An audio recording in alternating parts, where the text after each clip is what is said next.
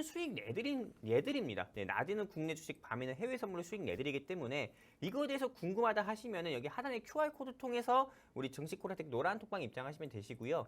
일단 오늘 제가 준비한 이 종목 같은 경우는 여러분들께서 꼭 주목을 해보셔야 되는 게 네, 지금 이제 11월 달 같은 경우가 이제 좀 악재 같은 경우는 전부 다 지나갔습니다. 첫 번째 이슈는 중간선거 이슈가 지나갔고요. 두 번째 이슈 같은 경우는 미국의 소비자 물가지수 지표가 오늘 밤에 발표가 되면서 지금 나스닥이 불장입니다. 한마디로 이제 11월 달 같은 경우에 조금 산 넘고 산 넘어라고 해가지고 일단은 이런 좀 두 이벤트가 모두 다 해소가 됐기 때문에 현재 나스닥 시장 불장이고 남은 11월 같은 경우만 하더라도 국내 시장 같은 경우가 추가로 낙폭을 키우기보다는 오히려 조금 상승폭을 키울 가능성이 더 큽니다. 그럼 이 시장에서 여러분들께서 어떤 섹터를 노려야 되냐면은 저는 바로 원전 섹터를 노려야 된다 이렇게 좀 말씀드리고 싶습니다. 왜 이 시점에서 원전을 여러분들께서 공략을 해보셔야 되냐면은 지금 오늘 시장에서 조금 상승 나온 섹터를 보면은 여러분들도 다들 아실지 모르겠지만 수소차입니다. 평화홀딩스, 평화산업 그리고 또 어떤 거 있습니까?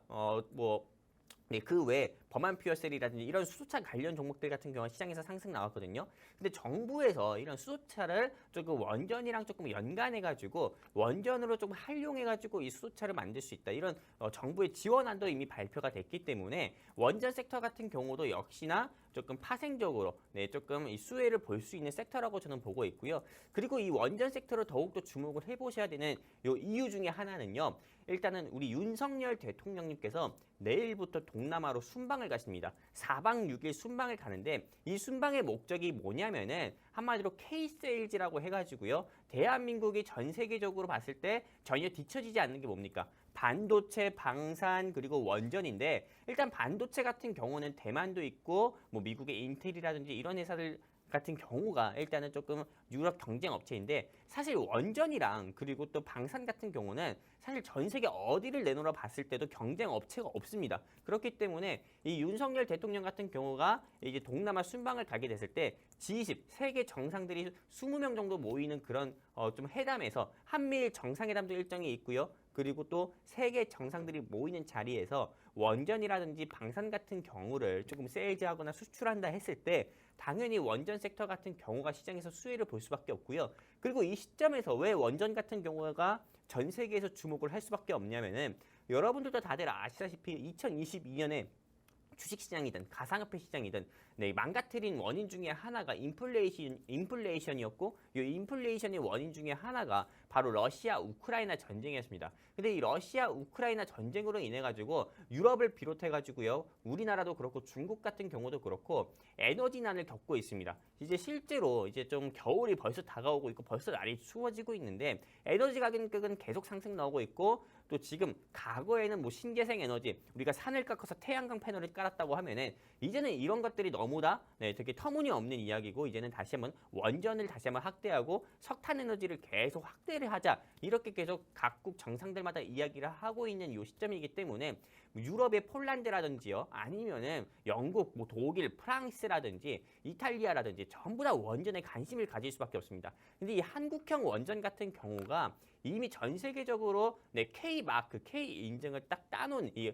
조금 한마디로 공식 안전 마크 메이드 인 코리아라고 하면은 벌써 명품이기 때문에 원전 같은 경우를 전 세계적으로 주목을 할 수밖에 없고 이 원전 같은 경우는 이미 폴란드에도 수출을 했고 그리고 앞으로는 드라큘라의 고향이라고 할 수 있는 루마니아에도 이제 수출 가능성이 크기 때문에 지금 여러분들께서 원전 섹터를 딱 눈여겨봐야 되는 거고요.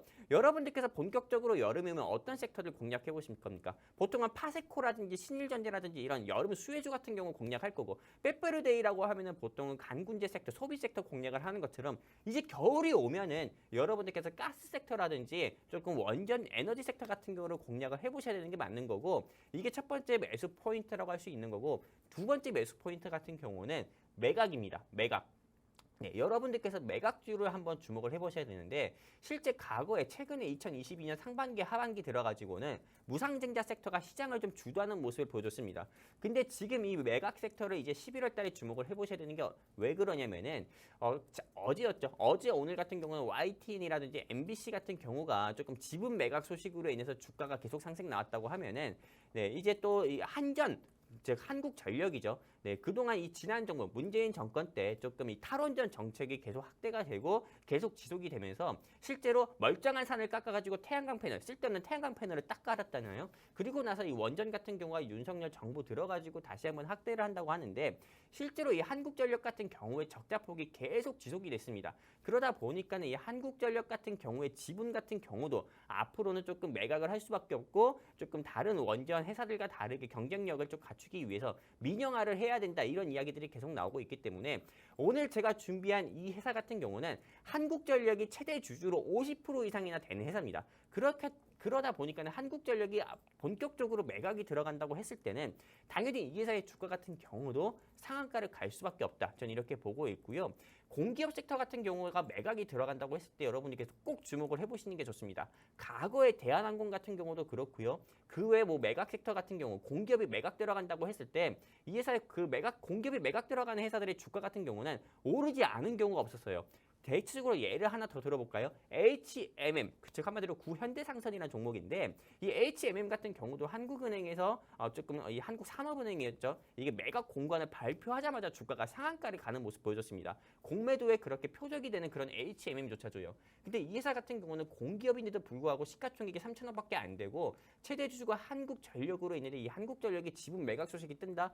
그러면은 저는 최소한 50% 이상은 무난히 상승 나온다 이렇게 보고 있습니다. 바로 그 당일 상한가 가고 그 다음날 점상 가고 최소한 50% 이상 상승 나온다고 보고 있는데 이 종목에 대해서 여러분이 알고 싶다 하시면은 아주 방법은 간단합니다. 그냥 휴대폰 기본 카메라를 일단 키세요. 저처럼 키셔가지고 QR을 향해서 쭉 들이대시면은 우리 증시콜라텍 노란톡방 링크 뜹니다. 클릭해서 입장해 주시면은 오늘 제가 준비한 불기둥 뽑을 종목 나스닥 폭등장에 맞춰서 역시나 폭등 나올 이 종목 여러분들께 노란 톡방에서 직접 적어 드려가지고요. 매수 매도 라인까지 모두 다 짚어드리면서 이 종목으로 또 여러분들 계좌에 또 찐 수익 내드리도록 하겠습니다. 여기까지입니다.